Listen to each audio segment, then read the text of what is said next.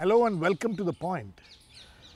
Today I have with me one of the most distinguished politicians of India, somebody who has held the most important ministries like Defence, External Affairs and Finance, and has also been the Deputy Chairman of the Planning Commission, leader of the opposition in the Rajya Sabha, and he is also one of those very few politicians who has written extensively and boldly also, I should say. The guest today with me is Mr. Jaswant Singh, who has just in the morning filed his nominations for the elections to the Vice President of India.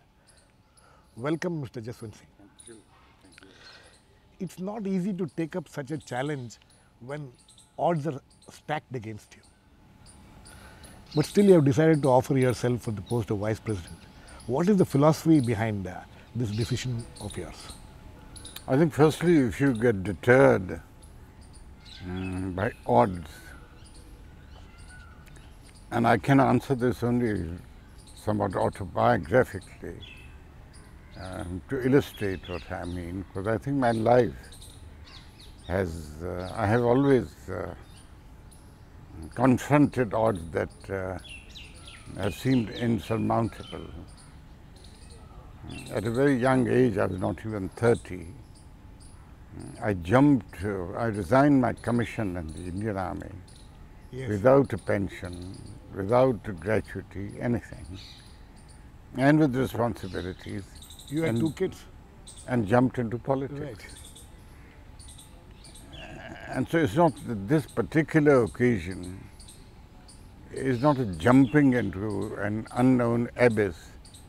I think there are some very important issues involved in the election or selection of the two highest posts of the Republic, and it's to demonstrate what I can by contesting them. No, but when you're saying that there are some high values involved in the contest to these two high posts, what are those values and how are you going to bring up those values in this short time that you have? Oh, indeed, I recognize the difficulties, and I recognize that the question that I wish to present or pose to the country are not easy to grasp within the short time that I have. But I do wish to emphasize that these two positions of the Republic are not really positions as sinecures for either retired civil servants, or ought to be governed by considerations of caste, community, or such factors. Absolutely.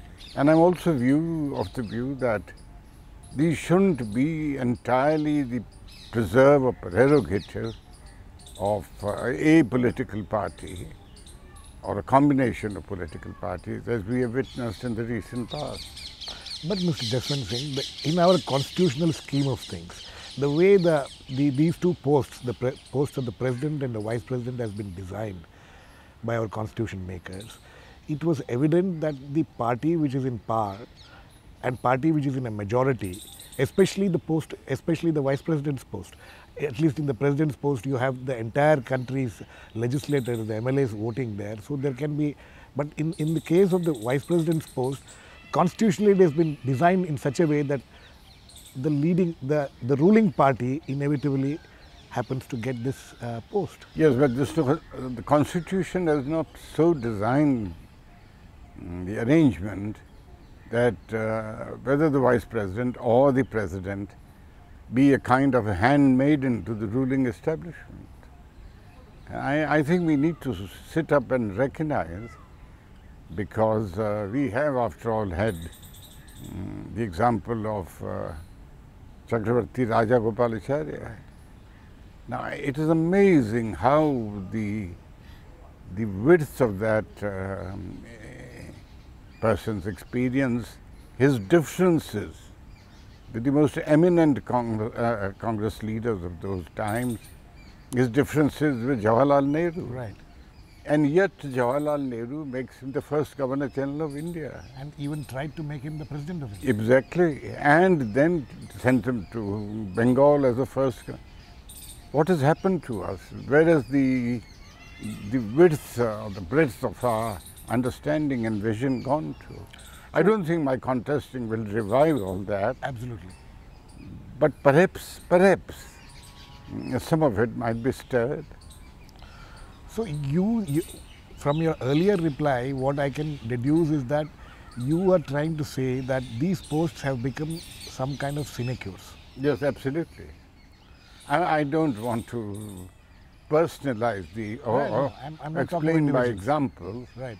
but surely if you reflect on how it has gone in the last few times, it becomes self-evident. Okay, that's a very interesting point you have made, and I hope there is a debate of you expect to create some kind of a debate on this issue in this I don't country, know today, if- or is that one of the reasons why you have decided to contest, to create a debate on this issue? Yes, we must have greater reflection on this by our citizens. Whether there's enough time to create a debate, I don't know. Right. But everything is not tailor-made in life. Absolutely. So, but another question which has been said is that you have had such a distinguished record. Probably the only person who has a little better record than you is the present presidential candidate, Mr. Pranab Mukherjee. That he has been the leader of the House in the Lok Sabha, which is the only thing which you don't have, which he has had. So, would it not have been better for you to have contested the post of the president instead of the post of the vice president? How did that slip away But from you? it didn't slip away. It's that the situation, circumstances, and the cumulative of the combined views and will of the political parties again came into play. After all, my distinguished friend and colleague, the former speaker, Purno Sangma, had thrown his hat into the ring before the announcements of this situation. Right. I didn't want to clutter. The field. That's right. But do you see a problem with your party, which is the BJP, which didn't seem to have clarity about this whole presidential elections and suddenly found itself supporting a candidate who is not from your party? No, there was clarity because the party from the very beginning wanted to create a kind of a consensus around Mr. Abdul Kalam, who's a very eminent Indian. Right.